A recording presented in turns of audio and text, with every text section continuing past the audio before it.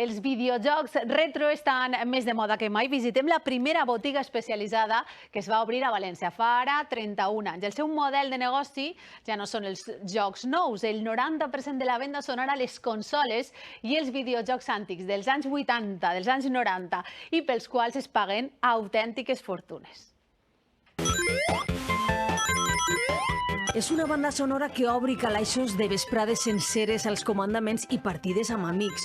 Una equació on la nostàlgia és el factor més rendible, perquè tot i ser dilluns de matí, així el de gotes de clients no ha cesat. Nos dimos cuenta que el mercado iba creciendo en la medida en que los niños y adolescentes se convertían en adultos. Querían recuperar lo que ya dejaron de tener porque lo vendieron, lo malvendieron en su día, lo intercambiaron. Digimon Gold de la Play 1, los Pokémon clásicos de siempre que he jugado desde pequeñito. Play 1, Play 2. Tuve una colección, la mal vendí en su momento y ahora estoy intentando recuperar aquellos juegos que tenía. Hi ha qui els compra per a jugar, per a col·leccionar o per a invertir a futur.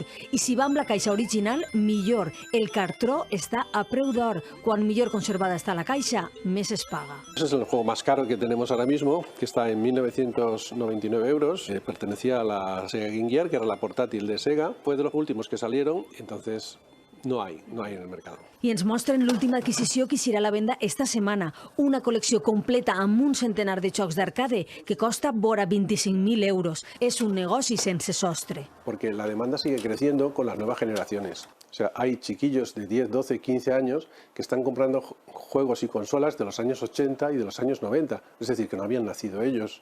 I per això este és un dels pocs temples dels videojocs a Espanya al qual peregrinar.